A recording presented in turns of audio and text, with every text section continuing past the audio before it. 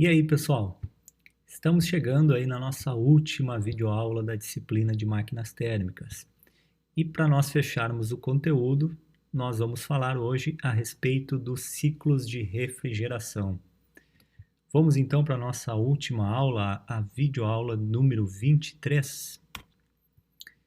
Bom, o que o ciclo de operação costuma realizar, né?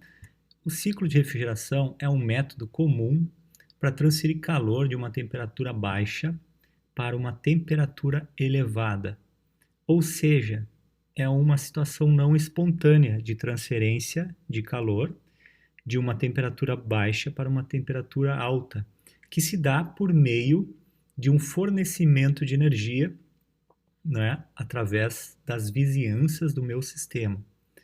A figura acima ela mostra os objetivos de um refrigerador e de uma bomba de calor. A finalidade do refrigerador é a remoção de calor. E aí a gente costuma chamar isso de carga de resfriamento de um meio de baixa temperatura. Já a finalidade da bomba de calor é a transferência de calor para um meio a alta temperatura, do qual a gente chama então de carga de aquecimento. O desempenho dos refrigeradores e bombas de calor, eles são expressos através do coeficiente de performance, aonde nós temos o coeficiente de performance para refrigeração, aonde a saída desejada é o efeito de um resfriamento dado então pela transferência de calor da região fria, e a entrada necessária, ou seja, a entrada de trabalho, é o trabalho líquido, geralmente expresso então pelo trabalho de um compressor, quando a gente fala aí de um sistema de refrigeração por compressão de vapor. No coeficiente de performance da bomba de calor, a saída desejada é um efeito de aquecimento, então ela é expressa pela quantidade de calor transferida de um meio quente. E a entrada requerida é a mesma, né, do coeficiente de refrigeração, ou seja, é um trabalho líquido de entrada, né? Normalmente, então, também para um compressor. Com relação a esses coeficientes de performance, eles têm uma relação dada abaixo, né? Onde o coeficiente da bomba de calor ele é igual do refrigerador mais 1. E também a gente pode classificar muitas vezes esses sistemas de refrigeração em termos de toneladas de refrigeração. Isso quando a gente está falando aí de grandes operações de refrigeração, né, em termos industriais. Né. Uma tonelada de refrigeração, o que ela vai equivaler? Vai equivaler a 211 kJ por minuto, ou, no sistema inglês, 12.000 BTU hora. E como é que é expresso, então, o sistema ideal, né, de refrigeração? Ele é expresso pelo ciclo de Carnot invertido. A gente tem, então, um dispositivo onde ele é composto por um condensador, um evaporador, uma turbina e um compressor. As transferências de calor para um meio aquecido e de um meio frio, ela se dá a temperatura constante, ou seja, de forma isotérmica, como a gente pode ver aqui no gráfico de temperatura versus entropia, onde se transfere calor para um meio aquecido e recebe calor, né, de um meio frio a uma temperatura TL e no meio aquecido a uma temperatura TH constante. A operação na turbina ela ocorre de forma isentrópica, ou seja, um dispositivo adiabático, considerado, né, um dispositivo adiabático, da mesma forma que o compressor também é considerado aí um dispositivo adiabático, né, ou seja, isentrópico.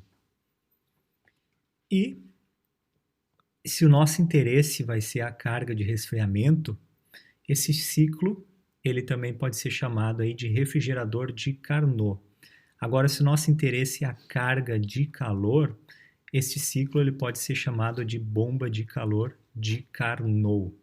Então, este é o ciclo de Carnot invertido, do qual faz referência ao ciclo de refrigeração, ou seja, é o nosso padrão, é o nosso ideal.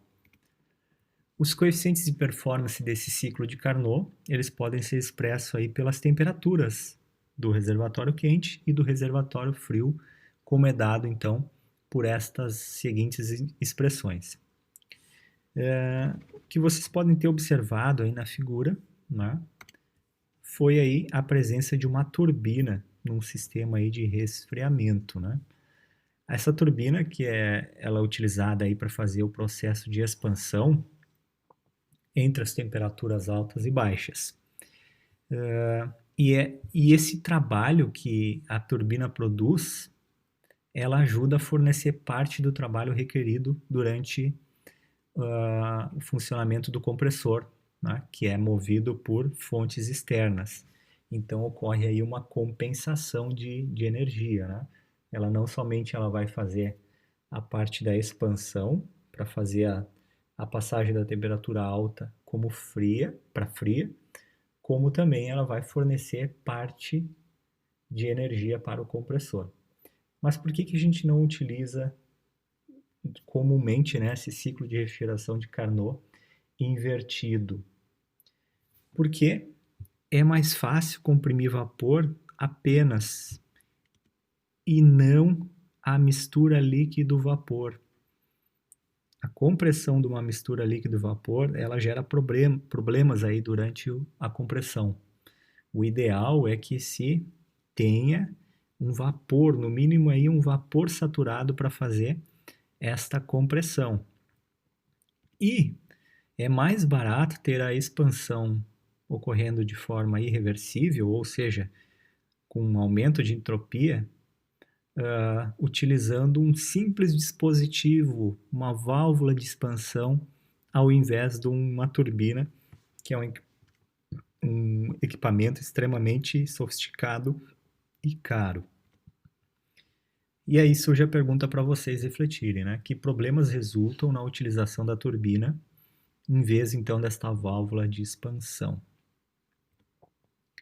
Bom, vamos trabalhar com outro ciclo, então. Ao invés de trabalhar com o ciclo ideal de Carnot invertido, a gente vai trabalhar com o ciclo ideal de refrigeração por compressão de vapor, que é o mais utilizado.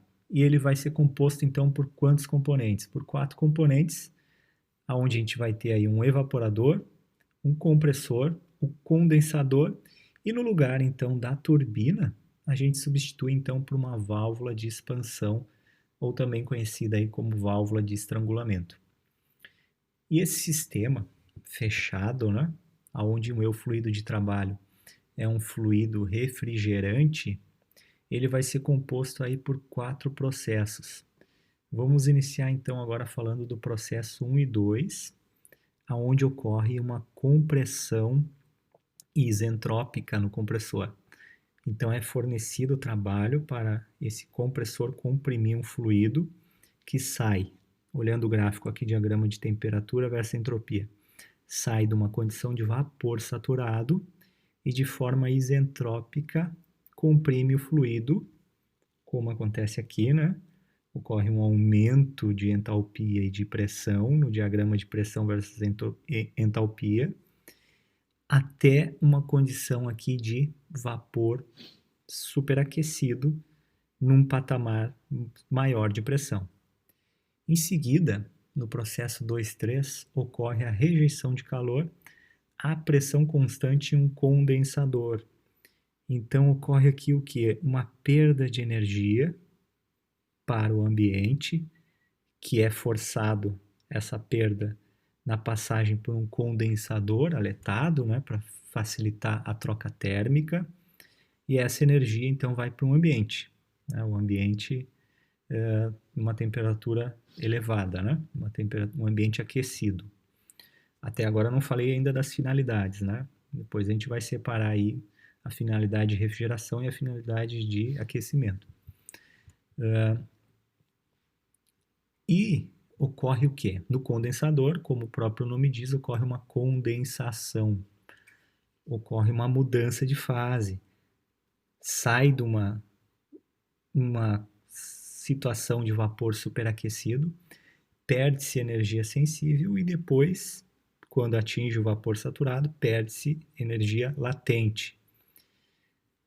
E nós chegamos aqui no ponto de líquido saturado. Pelo diagrama de pressão versus entalpia, é mostrado aqui então um processo ocorrendo a pressão constante com a diminuição da entalpia. No processo 3 e 4, aí que surge a mágica, né? A mágica de quê?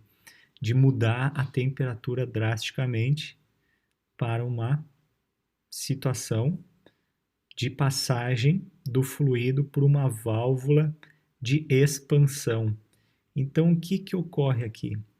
Além de uma redução de temperatura drástica, vai ocorrer a expansão do fluido, então vai ocorrer aí uma mudança de fase para uma mistura de líquido e vapor, como é mostrado aqui no ponto 4. Eu estou numa mistura, eu tenho um título, né? Então parte é líquido, parte é vapor. Ocorre a redução da pressão, como é mostrado aqui também no diagrama de pressão versus entalpia, e uma situação totalmente diferente é que ocorre esta diminuição de pressão de modo isentálpico, sem variar a entalpia. Porém, como é um dispositivo irreversível, que tem perdas, ocorre um aumento da entropia. Então, ele não é mais um dispositivo isentrópico, e sim isentálpico, como é visto aqui no diagrama.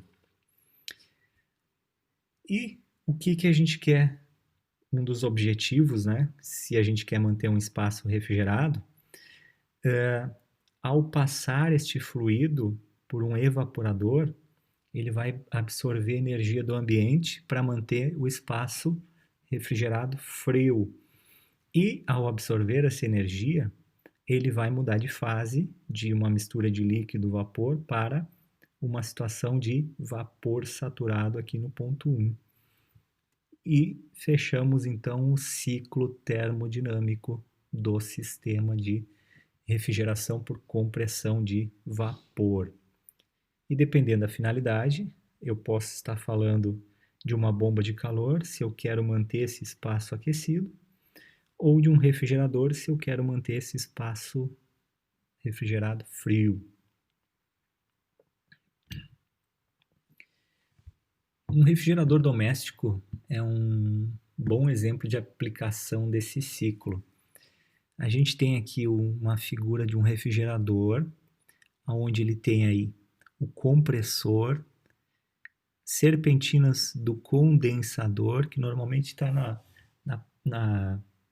visível na parte de trás do refrigerador.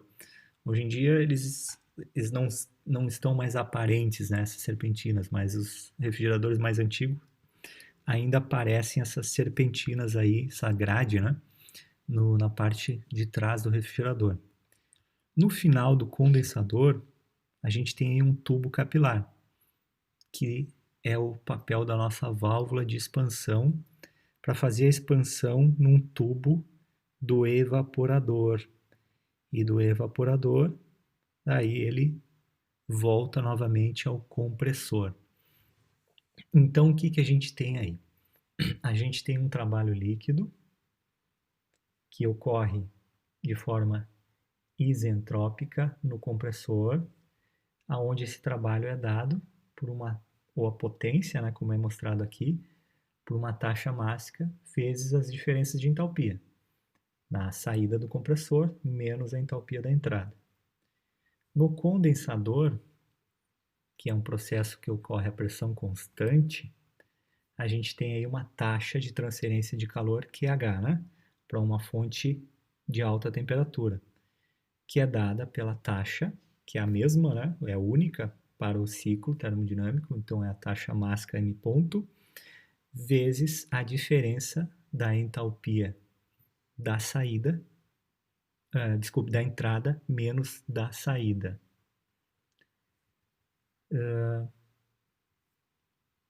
Por que da entrada menos da saída? Porque a entalpia da entrada é maior, né, do que a da saída. Vai perder energia, né? Na válvula de expansão, então, que ocorre o efeito aí conhecido aí como Joule-Thomson, né? Uma diminuição de temperatura com a expansão do fluido, ou seja, a diminuição da pressão, né? Que é a queda de pressão e a expansão do fluido. Ocorre aí, então, o efeito Joule-Thomson. Nesta válvula de expansão, que ela é irreversível, ou seja, ó, a entropia ela aumenta, a entalpia é constante. Tanto trabalho líquido, né, ou potência líquida, quanto taxa de calor são zero, tá? São considerados aí nulos. E o que a gente vai precisar de informação, então, é essas igualdades de entalpia do ponto 3 e do ponto 4, ou seja, antes da válvula e após a válvula.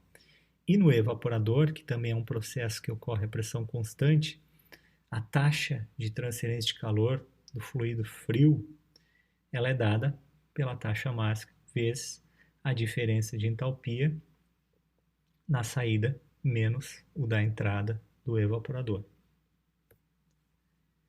O coeficiente de performance, ele é expresso, né, através, então, para o sistema de refrigeração, através da taxa QL, que é dada aqui, né, por H1 menos H4, sobre a potência líquida, que é H2 menos H1. E da bomba de calor é a taxa da fonte quente, que é H2 menos H3, dividido pela potência H2 menos H1. Então, por razão das diferenças de entalpias, a gente descobre aí os coeficientes de performance. Vamos para um exemplo aí de aplicação, para ficar mais claro, então, esse sistema. O exemplo 23.1. Refrigerante 134A é o fluido de trabalho em um ciclo ideal de refrigeração por compressão. O refrigerante deixa o evaporador a menos 20 graus Celsius e escoa no condensador a uma pressão de 0,9 megapascal. A vazão máxima é de 3 kg por minuto.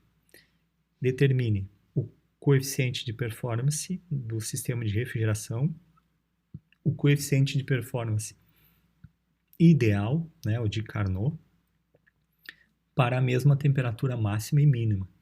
E as toneladas de refrigeração, né, aquelas 211 kJ por minuto. A gente vai precisar, então, de uma taxa, né, de uma taxa QL, para a gente passar para toneladas de refrigeração. Bom, vamos unir aqui as informações. O refrigerante ele vai deixar o evaporador a menos 20, né? A menos 20, então vai estar no ponto 1, aqui a temperatura é de menos 20, esta linha, né, é de menos 20. A pressão do condensador é de 0,9 megapascal, então a pressão aqui, ó, é de 0,9. A vazão máxima, que vai ser necessária, então, para a gente conseguir estabelecer taxa, né, é de 3 kg por minuto do fluido refrigerante, que é o R134A. E eu quero saber os coeficientes. Para saber dos coeficientes, eu preciso das entalpias. Como é que eu descubro essas entalpias? Bom, a gente tem valores tabelados do R134A, a partir das informações que nós temos aqui. As condições de saturação. Nós temos temperatura e temos pressão.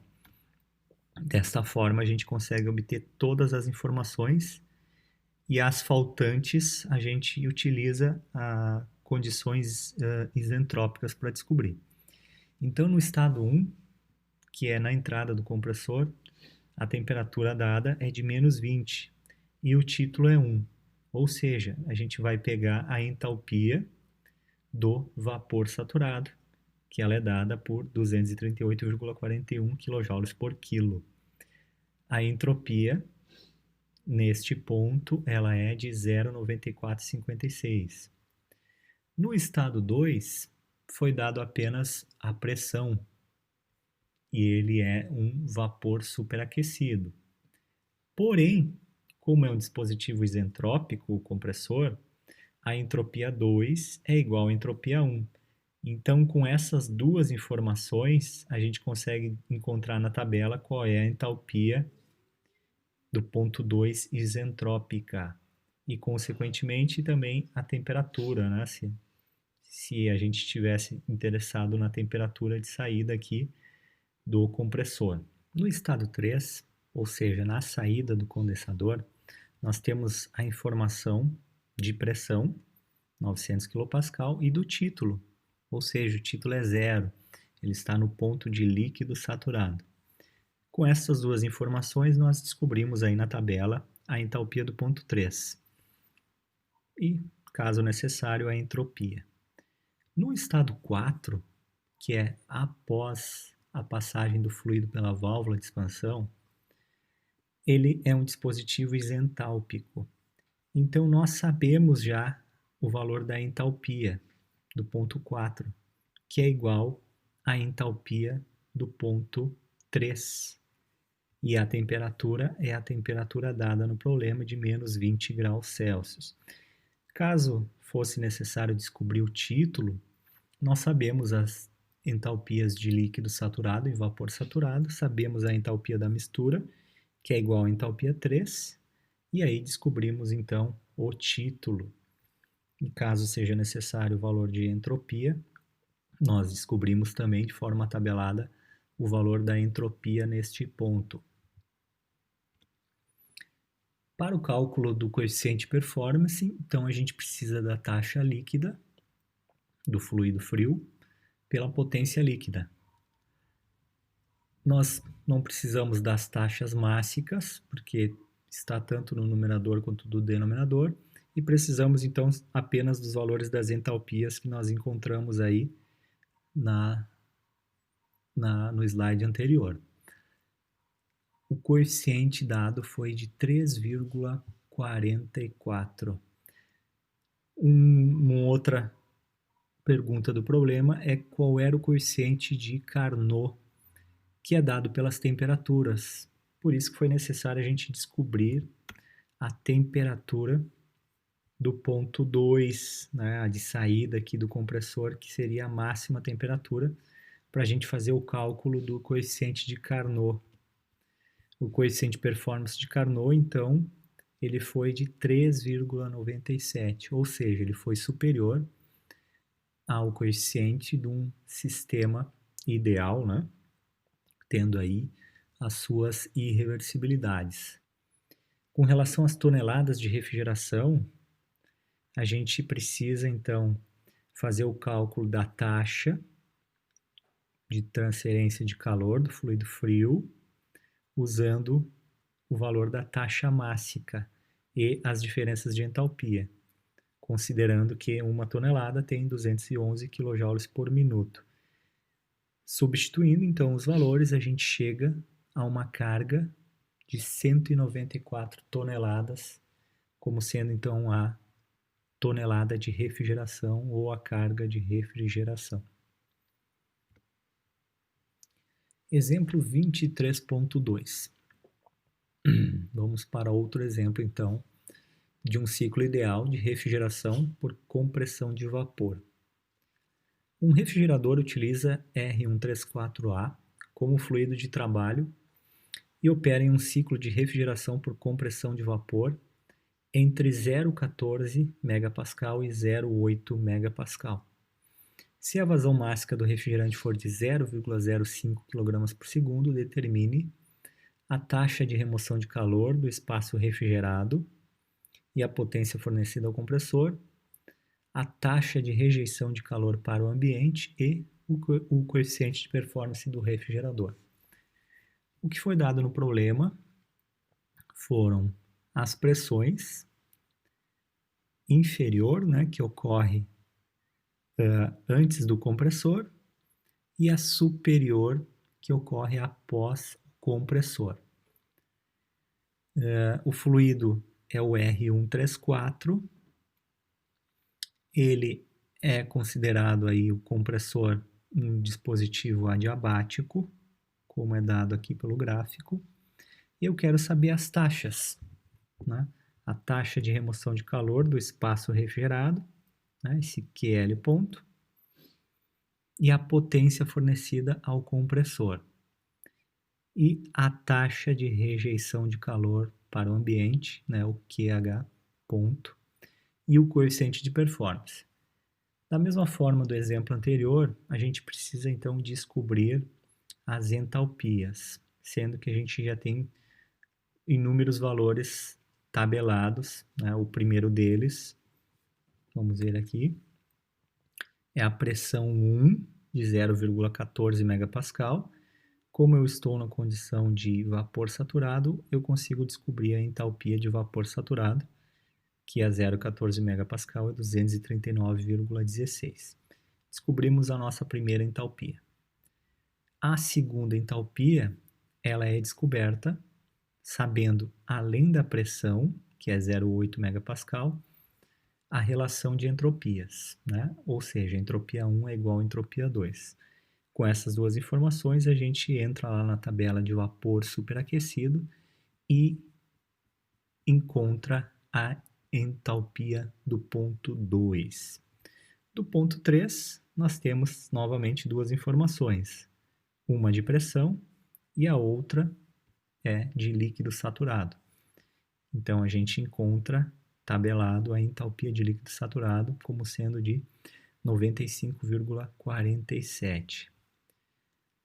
E no ponto 4, nós sabemos que é um dispositivo isentálpico, ou seja, a entalpia do ponto 4 vai ser igual à entalpia do ponto 3. E aí a gente encontra todas as informações necessárias para os cálculos. A letra a taxa de remoção do calor do espaço refrigerado e a entrada de potência são determinados pelas suas definições, ou seja, o QL ponto é dado pela taxa mássica, que foi de 0,05 kg por segundo, vezes as diferenças de entalpias encontradas.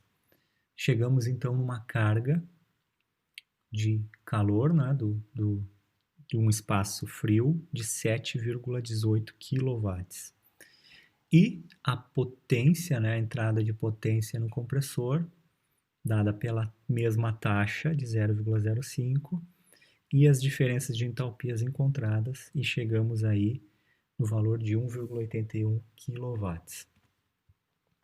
A taxa de rejeição de calor para o ambiente, da mesma forma, a gente usa a mesma taxa mássica e as diferenças de entalpia encontradas do ponto 2 menos do ponto 3 e chegamos aí a 9 kW. O coeficiente de performance é a razão entre o efeito desejado, que é a taxa de calor de uma fonte fria, que teve o valor de 7,18, e a potência do compressor de 1,81, e chegamos aí no valor de 3,97 de coeficiente de performance. Ou seja, né, o que significa esse valor? Significa que esse refrigerador ele remove cerca de 4 unidades de energia térmica do espaço refrigerado para cada unidade de energia elétrica que consome, né? Isso que significa o coeficiente de performance. E olha uma característica aqui, né, de resultado. Se substituíssemos a válvula de expansão, né, aquela válvula de expansão por uma turbina isentrópica, a turbina produziria 0,33 kW de potência, né, com os mesmos resultados deste problema, né, só substituindo a válvula pela turbina. Isso diminuiria a entrada de potência do compressor, que foi de 1,81 para 1,48. porque a turbina ela fornece uma parcela de energia para o compressor. E aumentaria a taxa de remoção de calor do espaço refrigerado, né, o QL ponto, de 7,18 para 7,51 kW. E como resultado, o COP que foi de 3,97 iria para 5,07. Ou seja, eu teria aí um aumento de 28% no meu coeficiente de performance. Agora, resta saber se é viável economicamente eu substituir uma válvula de expansão, que nada mais é do que um tubo capilar, né, do modo mais simples, do que um equipamento altamente sofisticado, que é uma turbina aletada, né? Aí requer aí uma análise econômica e viabilidade, né? Do que qual finalidade seria para essa refrigeração. A gente tem aqui agora um ciclo real de refrigeração por compressão de vapor. O que ocorre aí numa situação real? Numa situação real, o compressor ele não vai operar de forma diabática, né? Ele vai transferir calor, né? Vai ocorrer transferência de calor. Uma vez que ocorre transferência de calor, ele não é um dispositivo isentrópico, como é mostrado aqui no ponto 1 e 2. Ele pode variar sua entropia. No condensador, a transferência de calor, né, para um ambiente aquecido, ela também pode promover uma oscilação na pressão, como é mostrado aqui no gráfico. Então, eu posso chegar a resultados finais, né, diferentes aqui de uma condição de saturação. Na válvula de expansão, né, ela pode também estar expandindo um líquido comprimido ou um líquido saturado e eu ter pontos finais aqui diferentes. E o evaporador, ele também vai absorver energia de um espaço refrigerado frio com variação de pressão, né? Não vai muitas vezes ocorrer a pressão constante. Tá? Então esses são os efeitos comuns aqui de um ciclo real de refrigeração por compressão de vapor. Vamos ver um exemplo então mostrando um ciclo real de refrigeração, né, por compressão de vapor, usando os mesmos dados aí do problema anterior, né, do exemplo 23.2, agora considerando as suas irreversibilidades, né, irreversibilidades aí que ocorrem não só na válvula de expansão, mas também no compressor. Refrigerante 134A entra no compressor de um refrigerador como vapor superaquecido. Então, ele não entra aqui como um vapor saturado, ele entra como um vapor superaquecido a 0,14 megapascal e menos 10 graus Celsius, a uma taxa de 0,05 kg por segundo e sai a 0,8 megapascal e 50 graus. O refrigerante é resfriado no condensador até 26 graus Celsius e 0,72 megapascal. Aqui já ocorre uma diferença na pressão lá no condensador. E é estrangulado até 0,15 megapascal. Novamente ocorre uma variação de pressão aqui ao passar daí depois para o evaporador.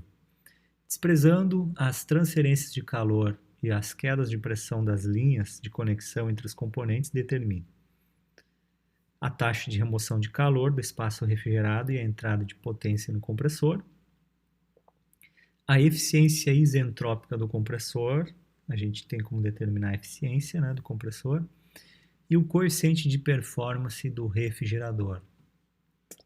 Vamos lá então para os cálculos.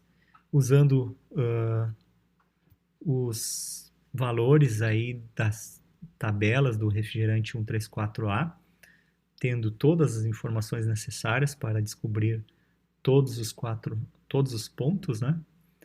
A gente encontra as entalpias necessárias para os cálculos. A pressão 1, eu tenho a pressão de 0,14 megapascal, temperatura de menos 10, é a informação de vapor superaquecido, e aí a gente encontra a entalpia 1, de 246,36. No ponto 2, a pressão 2 foi dada, de 0,8 megapascal, e a temperatura também. E aí a gente encontra a entalpia de vapor superaquecido, a entalpia real, não a isentrópica. No ponto 3, nós temos a pressão de 0,72 e a temperatura de 26. Nós estamos aqui numa condição que eu acredito que seja de líquido comprimido pelo gráfico, mas a gente aproxima aqui como um líquido saturado. Então, a entalpia do ponto 3 é a entalpia de líquido saturado a 26 graus, que foi 87,83 kJ por quilo. E a entalpia 4, que é a mais simples, né? É só ver qual foi a entalpia 3, porque o dispositivo é isentálpico. Foi, então, 87,83 kJ por quilo. Como é que a gente encontra a taxa, né, de remoção de calor do espaço refrigerado e a potência do compressor? Fazendo o mesmo que a gente fez aí no exercício anterior. Foi dado as taxas mássicas, encontramos as entalpias, e aí encontramos novos valores aí de taxa de remoção de calor de 7,93 e de potência no compressor de 2,02. A eficiência isentrópica perguntada aí no problema, ela é determinada uma vez sabendo a eficiência do compressor, né? Que é dada pela diferença da entalpia 2S menos a entalpia 1 sobre a entalpia 2, que a gente tem aí tabelado, menos a entalpia 1. Entalpia 2S nós não temos, mas nós temos condições de saber a entalpia 1, tá? Que ela não está aqui, tá? Mas a gente tem condições de saber a entalpia 1 tabelada e considerar que o dispositivo ele é isentrópico e encontrarmos a entalpia 2S com a informação de pressão de 0,8 megapascal e vapor superaquecido. Aí a gente encontra a entalpia 2S, que foi de 284,21. Substituindo, então, os valores de entalpia, a gente chega numa eficiência isentrópica do compressor de 93,9%. E, por fim, o coeficiente de performance dado para este problema foi de 3,93. Né? Ou seja, ele foi inferior ao coeficiente do problema anterior, né, que foi 3,97. E o que aconteceu, né? Como resultado, a taxa de remoção de calor do espaço refrigerado ela aumentou em 10,4%, né, esta taxa aqui. Mas a entrada de potência no compressor ela aumentou mais ainda. Ela foi para 2,02 e antes era, deixa eu voltar lá no problema, 1,81. E isso aumentou em 11,6%. E, consequentemente, o coeficiente de performance ele diminuiu para um ciclo real, né, com as suas irreversibilidades e variações aí na pressão no condensador e no evaporador. Vamos falar um pouquinho de válvulas inversoras, né? Qual é a finalidade da válvula inversora? Eu ter aí dispositivos de condicionamento de ar, por exemplo, versáteis, né? Que operem tanto num modo de resfriamento quanto num modo de aquecimento. O que vai ocorrer então aí é a inversão do papel das serpentinas. Ou seja, eu não tenho mais aquela ideia de que eu tenho um dispositivo que é um evaporador e um dispositivo que é um condensador. Porque dependendo da inversão da válvula, os papéis de condensação e de evaporação vão se inverter. Ou seja, no modo de resfriamento, eu tenho na saída aqui ó, do compressor o meu fluido quente indo para uma serpentina externa. Eu quero que vá para uma serpentina externa, que vai estar atuando aí como um condensador, que vai trocar energia para o ambiente externo e vai sair, né, do condensador como sendo aí um líquido, né, condensado, que vai passar aí pela válvula de expansão para se tornar aí uma mistura de líquido e vapor, diminuir drasticamente sua temperatura e evaporar aqui na serpentina interna. Evaporar para depois voltar aqui para o compressor e fazer o processo de compressão. Agora no modo de aquecimento, o meu compressor, que vai comprimir o fluido, ele vai mandar aquele fluido aquecido para uma serpentina interna, ou seja, um espaço interno que vai se manter aquecido. Então aquele calor transferido da serpentina para a vizinhança, ele vai estar no ambiente interno. E aí, com esta troca térmica, o fluido ele perde energia, se torna aí um líquido que vai passar pela válvula de expansão para se tornar uma mistura de líquido e vapor e vai evaporar numa serpentina externa, ou seja, o meu fluido numa baixa temperatura vai absorver energia de um ambiente externo que está numa temperatura baixa também, mas não tão baixa quanto a temperatura deste fluido. Por isso que vai ocorrer a transferência de energia do ambiente externo, que por mais que esteja frio, ele está numa temperatura maior do que o meu fluido de trabalho, né, o meu refrigerante. E aí vai ocorrer a evaporação e novamente vai voltar para o compressor. Então a finalidade dessa válvula é fazer as inversões, né? Por isso que as serpentinas elas vão ter papéis, horas de evaporadora e horas de condensadora. Falando de melhorias aí no sistema de refrigeração, sempre com o objetivo de aumentar o coeficiente de performance. A gente tem aqui uma primeira modificação, que é um sistema de refrigeração em cascata. E nesse sistema de refrigeração a gente consegue temperaturas muito mais baixas, né? Quando a gente opera 2, né, ou até mais sistemas de compressão de vapor em série. Aqui no exemplo são mostrados 2 sistemas de compressão em série.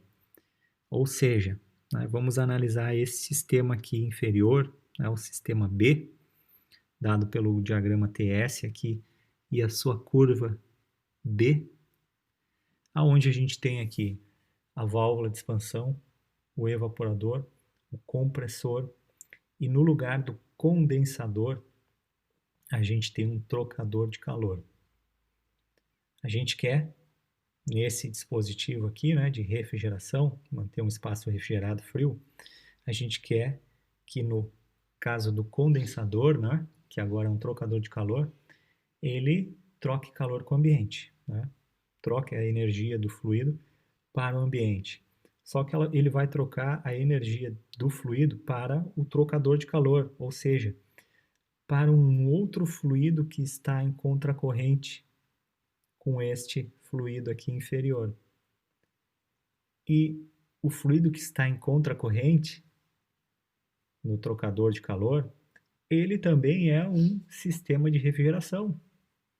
Só que agora ele é composto, além da válvula, do compressor, ele é composto pelo condensador e não o evaporador que está no ciclo inferior.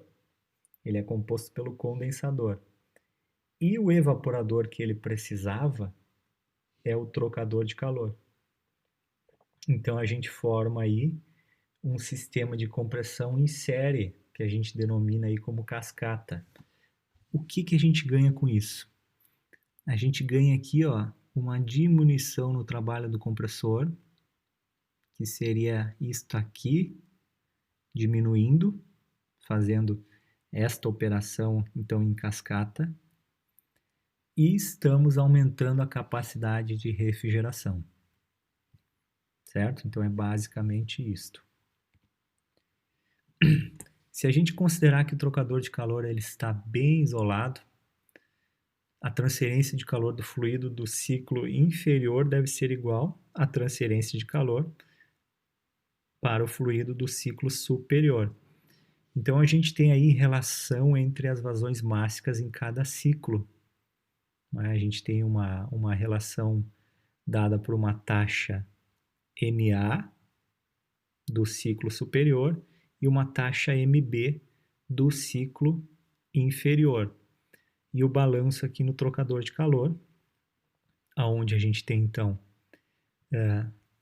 a taxa MA vezes a diferença de entalpia na saída do trocador menos a de entrada, H8, e isso tem que ser igual à taxa MB vezes a diferença de entalpia na entrada do trocador menos a de saída do trocador, H3. E a relação entre as taxas A e B é dada pelas variações aqui da entalpia e a sua razão, né? H2 menos H3 sobre H5 menos H8. Da mesma forma, a gente também tem o coeficiente de performance em cascata, que para a nossa finalidade é manter um espaço refrigerado a frio, a gente precisa fazer o balanço desta taxa QL, que é dada pelo quê? Pela taxa mássica do fluido B, vezes a diferença da entalpia no ponto 1 menos a entalpia do ponto 4. E a potência líquida é dada pela soma dos dois compressores, do que é gasto de energia nos dois compressores, que é a taxa do fluido A vezes a diferença da entalpia 6 menos a entalpia 5, mais a taxa do fluido B vezes a diferença de entalpia do ponto 2 e do ponto 1. É isso que vai mudar aí nos cálculos. A gente precisa utilizar agora estas relações. Vamos ver então como é que fica num exemplo. Exemplo 23.4. Um ciclo de refrigeração em cascata de 2 estágios. Considere um sistema de refrigeração em cascata de 2 estágios entre os limites de pressão de 0,8 e 0,14 MPa. Cada estágio opera em um ciclo de refrigeração ideal por compressão de vapor com um refrigerante 134A como fluido de trabalho. A rejeição de calor do ciclo inferior para o ciclo superior ocorre em um trocador de calor contracorrente e adiabático, no qual ambos os fluxos entram a cerca de 0,32 MPa. Se a vazão máxima do refrigerante do ciclo superior for de 0,05, determine a vazão máxima do refrigerante no ciclo inferior, a taxa de remoção de calor do espaço refrigerado e a entrada de potência no compressor, e C, o coeficiente desse refrigerador em cascata. Bom, se vocês observarem as informações, né, os pontos aqui de pressão, principalmente de vazão máxima, são iguais a dos exemplos anteriores. Para no final nós estabelecemos aqui comparativos entre um um ciclo ideal, um ciclo real, um ciclo em cascata, e depois a gente vai ver um ciclo em estágios. Analisando também, né, na prática, o fluido de trabalho do ciclo inferior, ele vai estar sempre a uma pressão e temperatura mais altas no trocador de calor, para que a transferência ela seja efetiva, né, a transferência do ciclo inferior para o ciclo superior. Mas, na nossa situação, a gente vai considerar mesmas condições de pressão e temperatura no trocador, né, durante a troca no trocador. E para ambos os ciclos, o refrigerante sai do condensador como líquido saturado. Então, eles vão sair aqui no ponto 7 e no ponto 3. E vão entrar no compressor como vapor saturado, ou seja, no ponto 1 e no ponto 5. O compressor, os dois compressores que a gente vai considerar, né, são adiabáticos. Né? Então, aqui o 5 e o 6, que é o compressor superior, e o 2, 1, que é o compressor inferior. E, novamente, aqui a gente tem todas as informações necessárias para o cálculo de coeficiente de performance. Vazão é dada pelo balanço, né, daquelas taxas MA e MB, e taxa de remoção de calor também é calculada aí pelas entalpias. A letra A vazão máxima do refrigerante através do ciclo inferior é determinada do balanço de energia de escoamento em regime permanente no trocador de calor adiabático.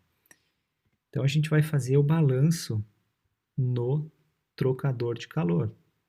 Tá? O balanço que acontece aqui do ponto 2 e 3 e do ponto 5 e 8, ou seja, a gente tem um trocador de calor aqui, onde tem uma taxa MA e diferenças de entalpia 5 e 8, e no ciclo inferior a gente tem uma taxa MB e diferenças de entalpia no ponto 2 e 3.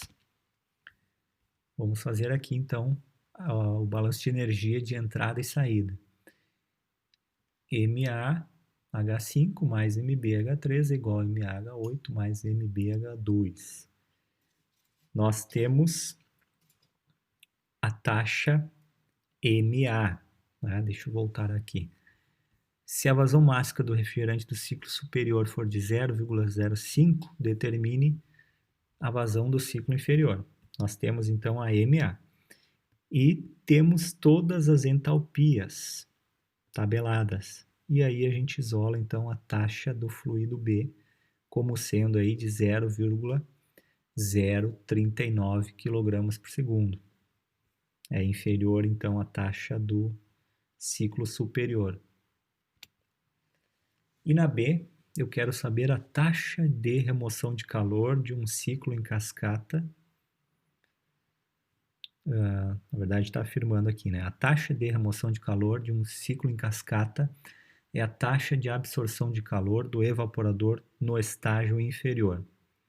A entrada de potência em um ciclo em cascata é a soma das entradas de potência em todos os compressores. Enfim, para a gente determinar a taxa de transferência de calor do espaço refrigerado, a gente precisa saber das entalpias do ponto 1 e do ponto 4. E para saber a entrada de potência do compressor, a gente precisa das entalpias do ponto 2, 1, do ponto 6 e 5 e fazer a soma, porque é a potência dos dois compressores. E o coeficiente de performance depois é a razão, né, dessa taxa que a gente encontrou, da transferência do espaço frio, e dividido pela soma das potências do compressor 1 e 2. Os resultados, então, foram estes, lembrando que a taxa é o do ciclo inferior, ou seja, do ciclo B, do fluido B. Então, aqui no cálculo, é a taxa máxima do fluido B, e as entalpias 1 menos entalpia 4. O valor encontrado foi 7,18 kW.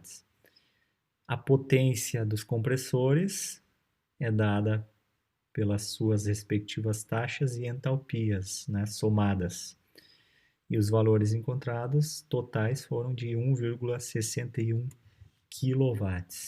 Consequentemente, o coeficiente de performance é a razão da taxa de calor sobre a potência, e o valor foi de 4,46.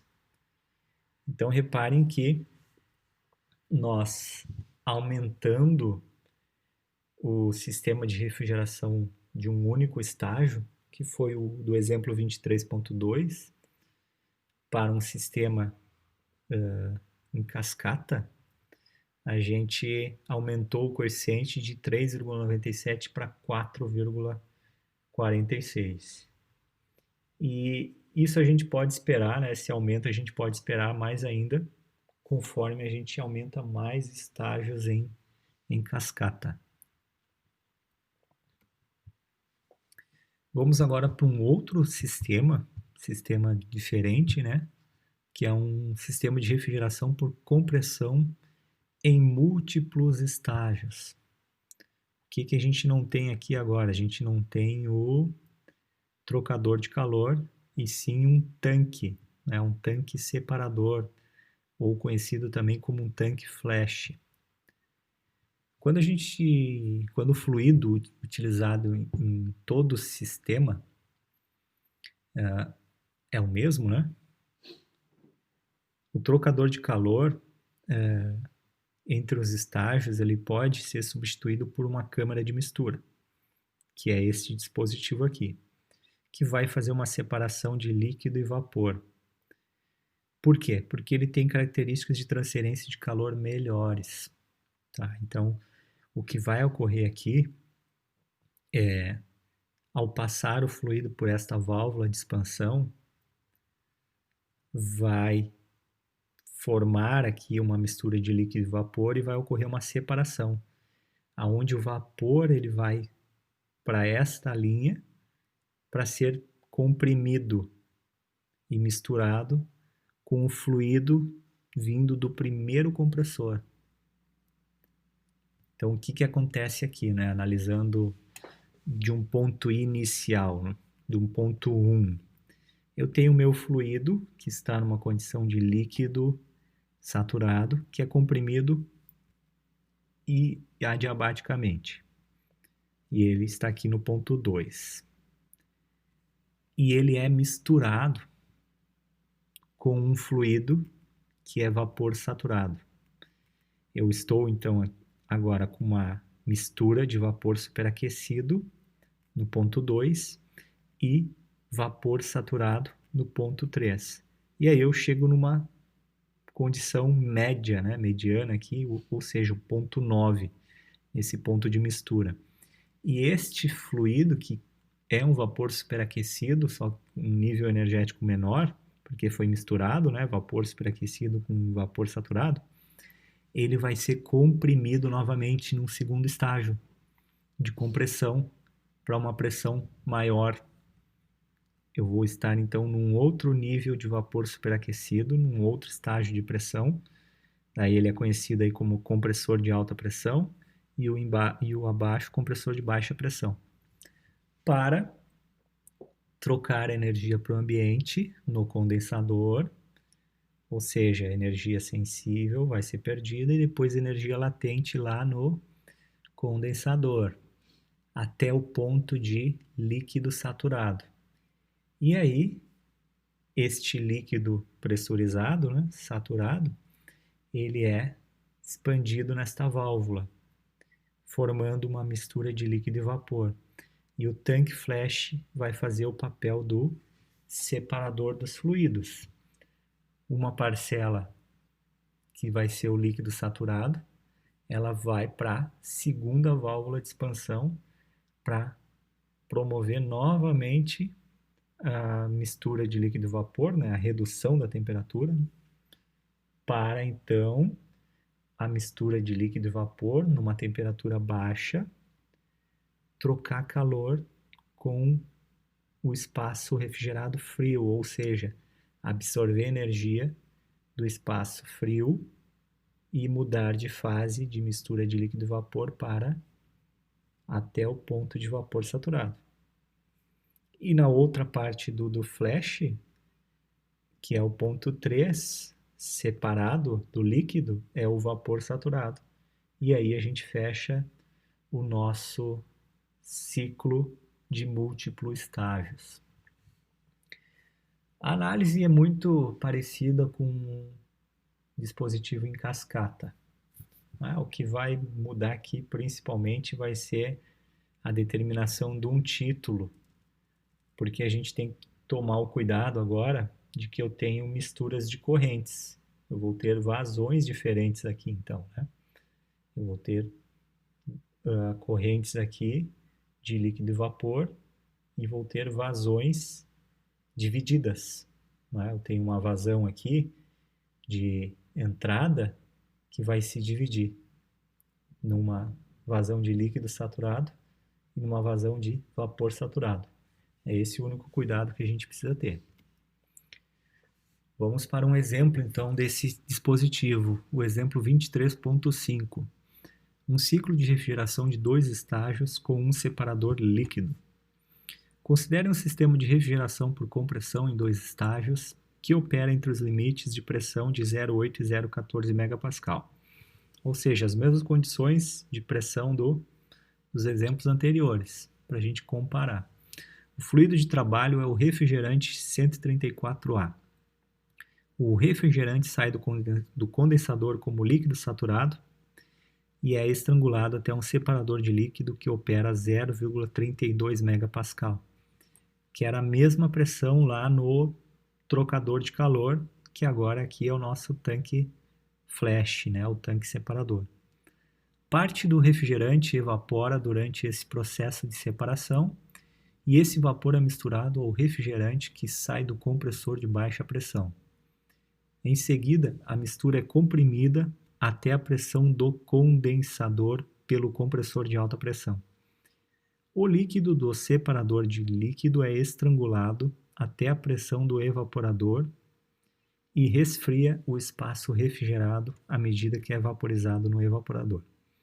Considerando que o refrigerante sai do evaporador como vapor saturado e que ambos os compressores são isentrópicos, determine a fração do refrigerante que evapora no processo de expansão até o separador de líquido. Eu quero saber, então, a fração aqui, ó, do ponto 6, né? E a parte que evapora. A quantidade de calor removida do espaço refrigerado, que ela é dada aqui pela diferença da entalpia 8 e 1, só que temos que tomar o cuidado que é uma corrente de líquido que se desconta a corrente aqui que veio que se separou aqui desse tanque. E o trabalho do compressor por unidade de massa do refrigerante que escoa através do condensador. Eu quero saber o trabalho do compressor 1 e do compressor 2, né? H2, H1 e H4, H9. E o coeficiente de performance dado pelo calor líquido do espaço frio e dividido pela soma do trabalho dos dois compressores. A gente tem aqui inúmeras informações, né? Inúmeros valores de entalpias que já estão aqui até no diagrama de temperatura versus entropia. Então, na letra A, a gente vai determinar a fração. A fração do refrigerante que evapora, à medida que ele é estrangulado para o separador líquido, é simplesmente o título no estado 6. Né? Ou seja, é simplesmente este título. Como é que eu determino este título? Eu tenho a entalpia dele, né? Entalpia 6, que é igual a entalpia 5. E eu tenho tabelado a entalpia do ponto 7 e 3. Né? Desta forma, eu consigo encontrar o título, sabendo também a pressão, né? A pressão neste ponto é 0,32 megapascal.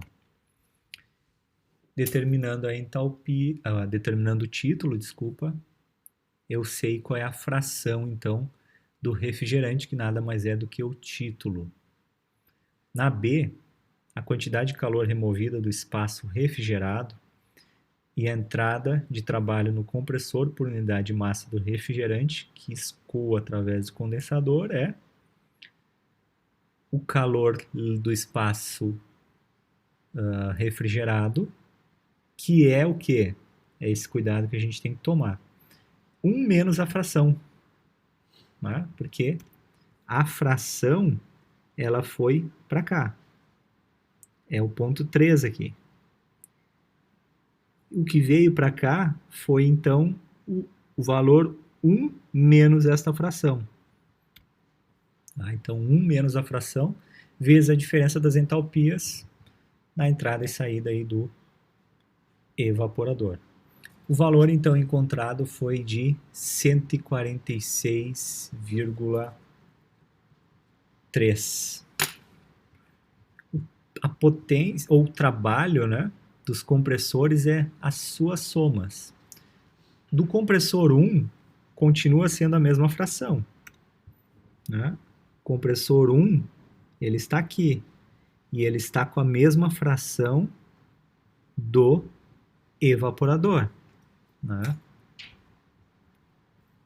Então, é 1 menos x6 vezes a diferença das entalpias H2 menos H1. Mas, agora, o compressor 2, ele pegou o 1 menos x6 com a fração do x6 aqui do ponto 3.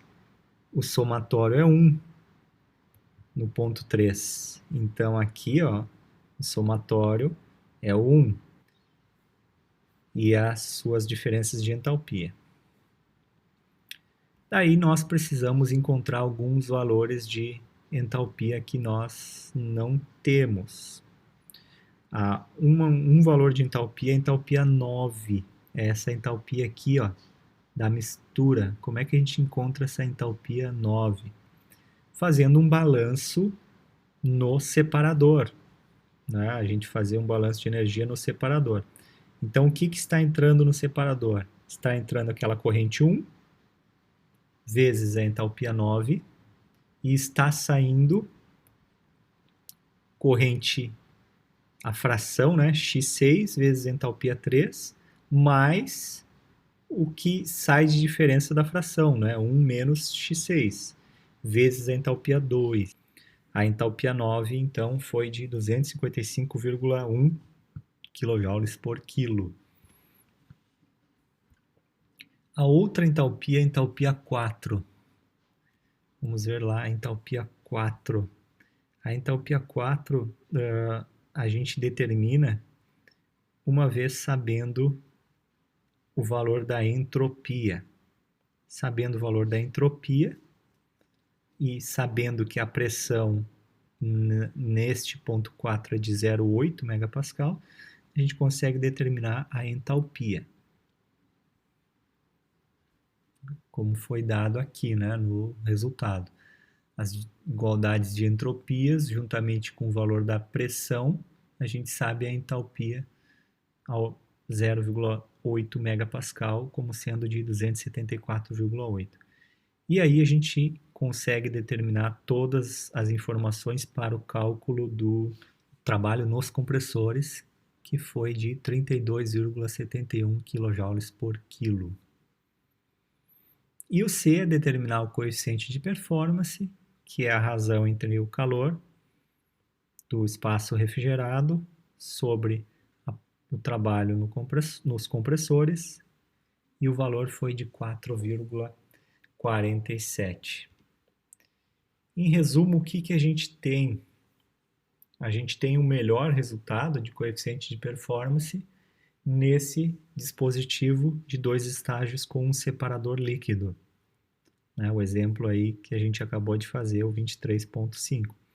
Mas a diferença não foi tão grande com relação ao sistema em cascata, né? Foi superior, mas não foi tão diferente quanto o resultado aí de um ciclo ideal, né, de um único estágio. A gente salta de 3,97 para 4,47. A gente pode ter outros sistemas de refrigeração, né? Um deles é o sistema de refrigeração a gás, ou conhecido aí o ciclo Brayton invertido. Os ciclos de potência a gás, que a gente viu aí em aulas anteriores, né, o ciclo Brayton, se ele for invertido, ele pode funcionar aí como um ciclo de refrigeração, tá? Conhecido aí também como ciclo de refrigeração a gás. E ele é muito utilizado mais para resfriamento de aeronaves, né, obtenção aí de temperaturas baixas. Como é que ele opera, basicamente? A gente tem o conjunto compressor-turbina, né, aonde a gente vai fornecer agora um trabalho para o compressor. A turbina ela também vai fornecer uma parcela de trabalho para o compressor, mas a gente depende de uma fonte externa de energia para o compressor funcionar. Tá? E ele vai operar de forma invertida, ou seja, o compressor ele vai comprimir um fluido que normalmente é o ar, né? E vai mandar este fluido para um trocador de calor. Ele sai do compressor a uma alta temperatura e a uma pressão superior, e eu posso trocar calor com ambiente quente. Por exemplo, se eu quiser manter a aeronave aquecida, né, esse trocador de calor, ele vai trocar calor com este ambiente.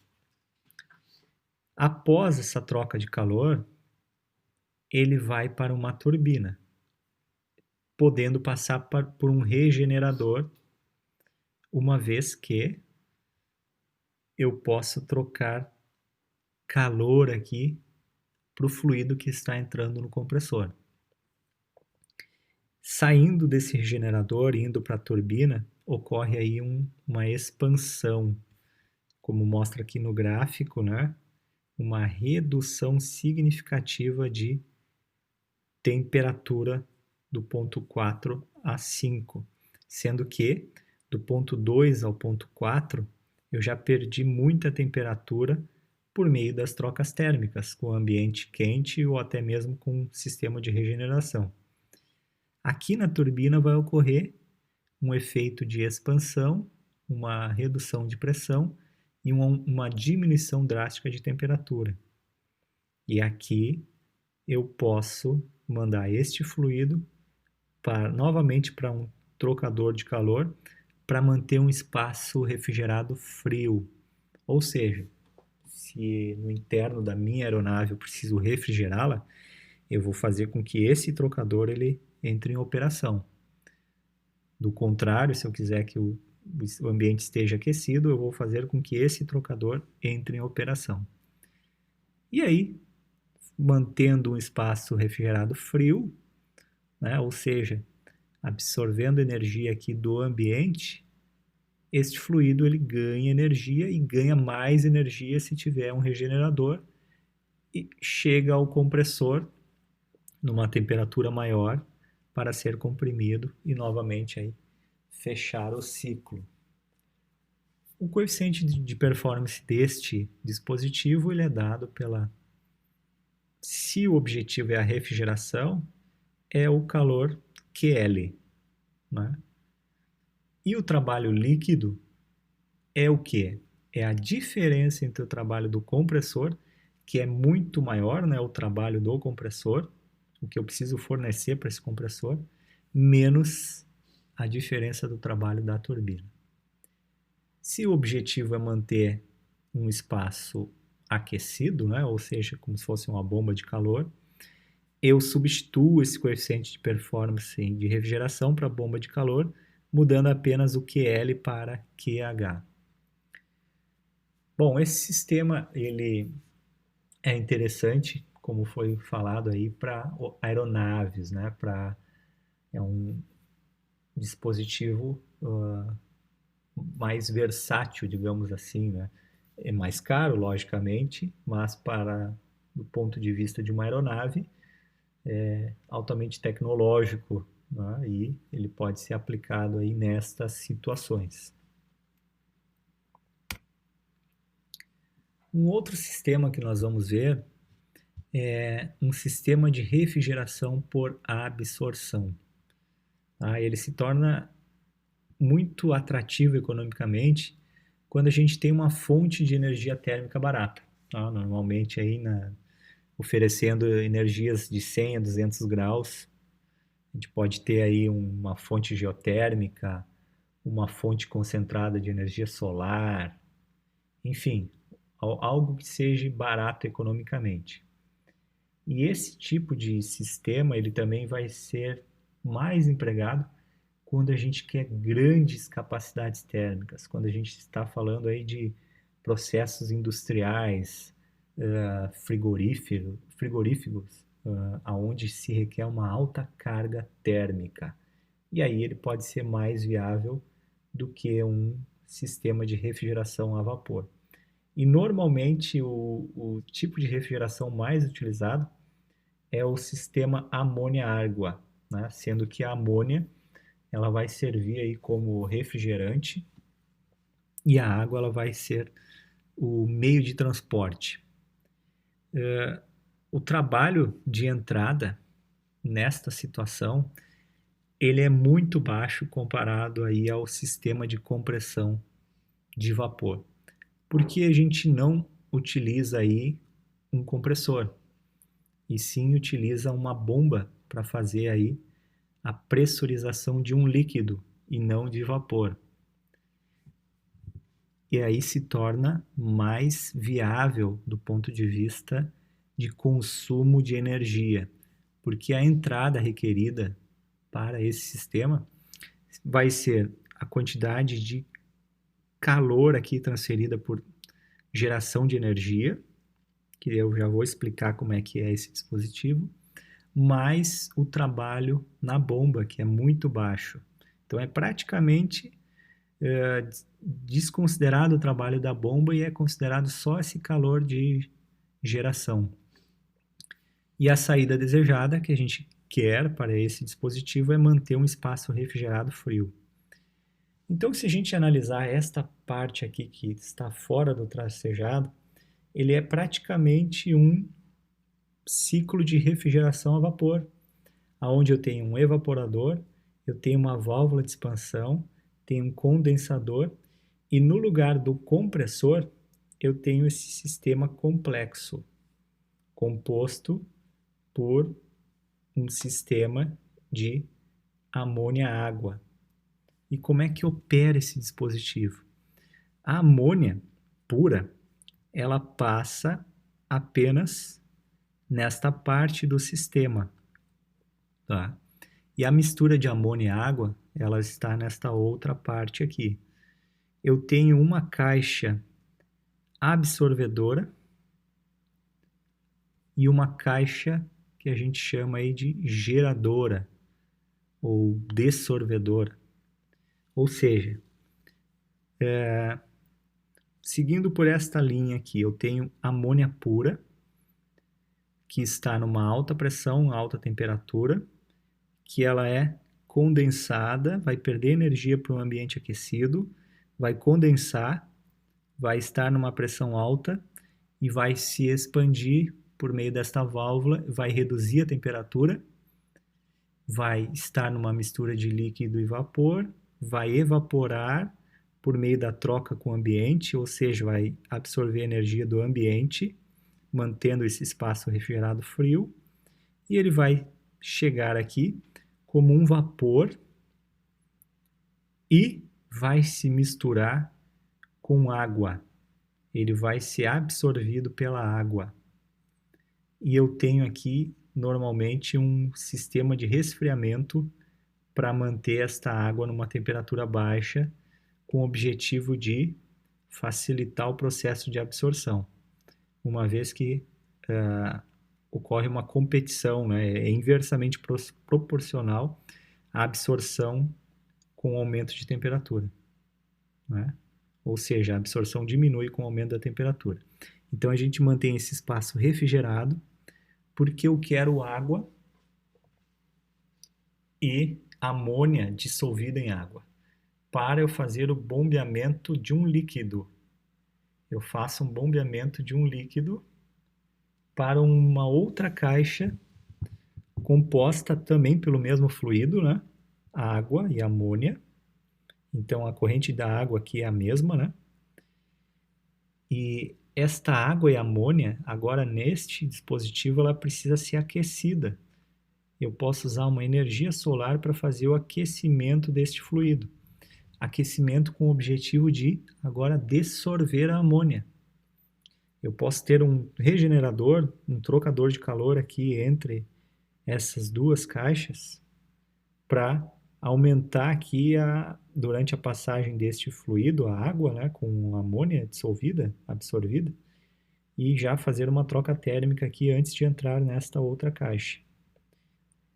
E um retificador vai fazer a separação de água e amônia. Eu vou ter amônia pura pressurizada. Esse aquecimento aqui, ele também vai pressurizar. Além da bomba, né, que vai manter uma pressurização, o aquecimento vai manter uma pressão para que este fluido ele chegue aqui novamente como um fluido comprimido, né, um vapor comprimido. E a retificação da água, né, o retorno da água, ele é feito aqui nesse dispositivo.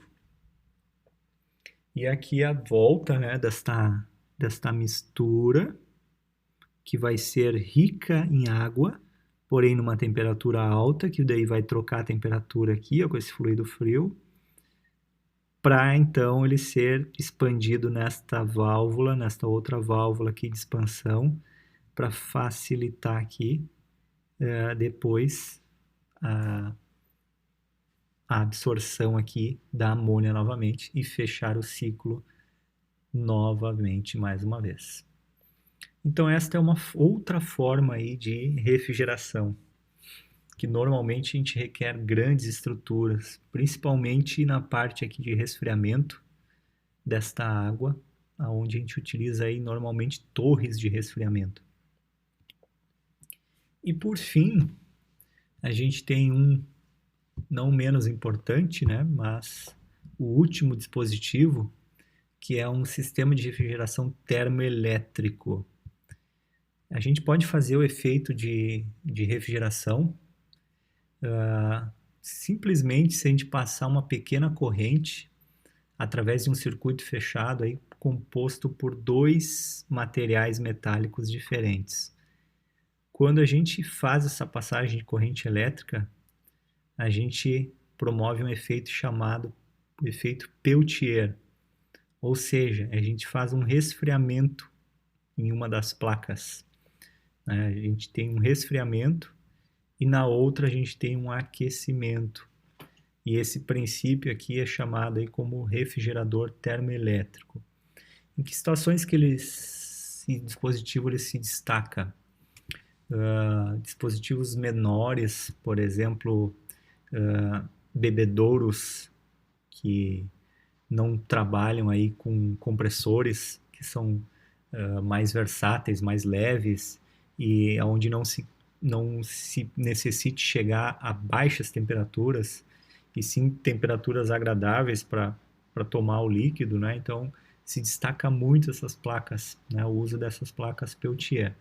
Então normalmente não se tem grandes coeficientes de performance com esse dispositivo, mas eles podem ter utilidades bastante práticas e versáteis. Bom, gente, a gente finaliza então hoje, né, o nosso curso, a nossa disciplina com a nossa última aula. Espero que vocês tenham gostado do conteúdo, que tenham aprendido. né, que tenha sido de validação aí para vocês. E espero vê-los aí em um novo conteúdo. Tá? Um abraço e até mais.